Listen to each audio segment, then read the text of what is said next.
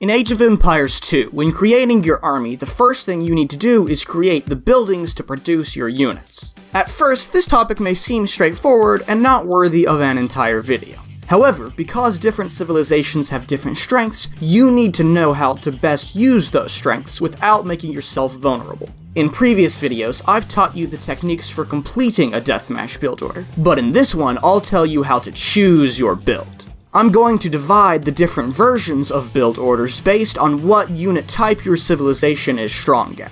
Now, I know each civilization is different, and each one has a different variation of what I'm telling you about. However, this is a very good place to start. To start, cavalry civilizations with either strong paladins, camels, or elephants open with stables. If you go back to the first video in this series, you'll remember that we'll call this building type Building A.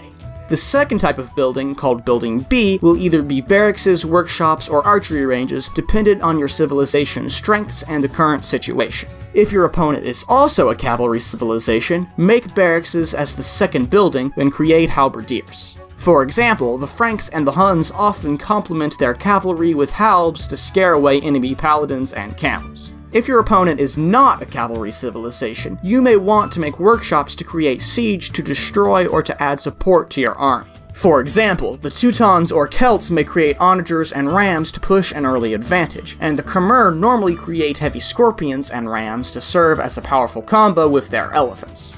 Also, occasionally, a cavalry civilization may create archery ranges slightly before barracks in order to get a ranged support unit out quickly. This is common with the Huns and the Magyars, and maybe the Turks, all of whom have strong, heavy cavalry archers. Whatever you choose to make to complement the cavalry, be sure to attack your enemy as soon as you think you can. Cavalry have the unique potential to be a pain in the butt because they are so effective at destroying early armies and economies, and at sniping villagers. Siege civilizations, on the other hand, rarely make siege workshops as their first building, and instead use stables or barracks to get units out that can defend the siege and to offer more power in the first 5 minutes or so of the game. For example, the Ethiopians and Mongols will make stables before their workshops in order to get camels out. The Slavs and occasionally the Celts will open with barracks to train champions or halberdiers to defend their strong siege. Remember, while siege civilizations won't be able to rush the opponent, they can often push the opponent relatively soon if they have other units that can complement the siege well. Because of this, they are often very dangerous civilizations. Infantry civs, though, aren't quite as scary as the former ones. They often have strong barracks openings, but they still need to get other support units. If you're an infantry civ that has either siege onagers or heavy scorpions, you should probably make siege workshops as your second building.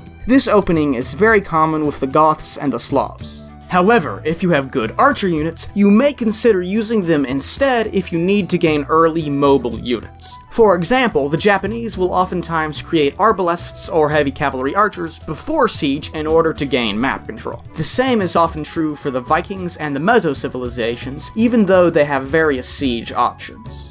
Civilizations that rely heavily on archers, though, are often defined more by their other units.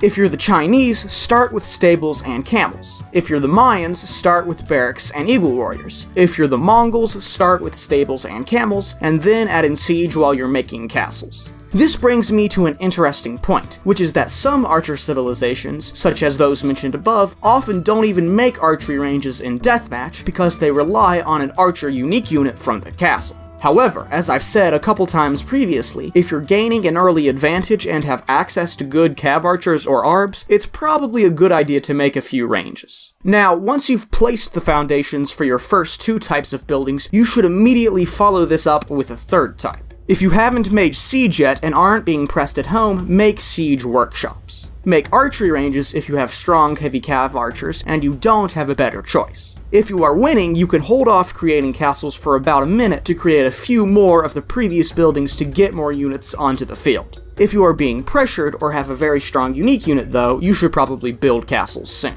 Now, occasionally, if your unique unit is very important, you can even make castles as your second building. This is somewhat common with the Chinese, Mongols, Saracens, and a few others. However, if you want your first building to be a castle, you can clump.